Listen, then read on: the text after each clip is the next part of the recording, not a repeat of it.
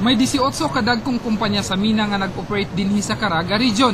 Laing 54 ang naaprubahan sa Mineral Production Sharing Agreement ug 25 ang natagan og exploration permit aron mangita og mineral deposit sa Caraga nga buhong sa nickel, manganese ug gold ore. Rason nga gitawag sa uban og mining capital sa Pilipinas ang Caraga Region. Apan sumala sa Mines and Geosciences Bureau, makuti ang proseso una aprubahan ang aplikasyon. Those applications have not complied with the requirements, we denied, and those who have complied, we endorsed it to the central office. Pagpamatuod, karong Hunyo lang, niabot og 74 ka mining permit applications ang gibasura. Duda ang anislagan Bantay Kalikasan Task Force, usa ka environmental group sa Placer nga naporma niadtong 2002 aron pugngan ang expansion kaniadto sa Manila Mining Corporation sa tapad nga barangay sa Timamana, Tubod.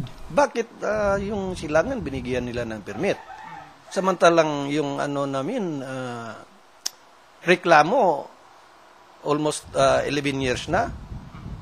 Ngayon, bakit mayroon nag-apply ng permit, hindi nila binigyan samantalang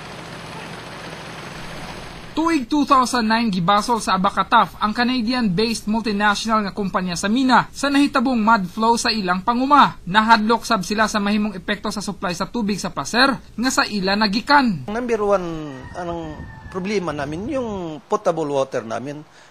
Hindi lamang dito sa barangay gumagamit yung mga tao dito sa barangay, kundi around municipality Placer. Sumala sa MGB, wala sila nagkulang ug kauban nila ang Environmental Management Bureau sa pagbantay. Doon na nasab daw kaso tali anislagan og maong kumpanya sa mina. Then once na ay mga violations, may mga infractions kung unsa man, in terms sa terms and conditions of the ACC, unay gina-monitor gyud. Sa Caraga karon, may 43 pa ka mining permit application nga kumpleto na ang rekisitos o giendorso na sa MGB Central Office, samtang may lain pa nga 45 ang pending. Rog Cultura, Patrol sa Caraga.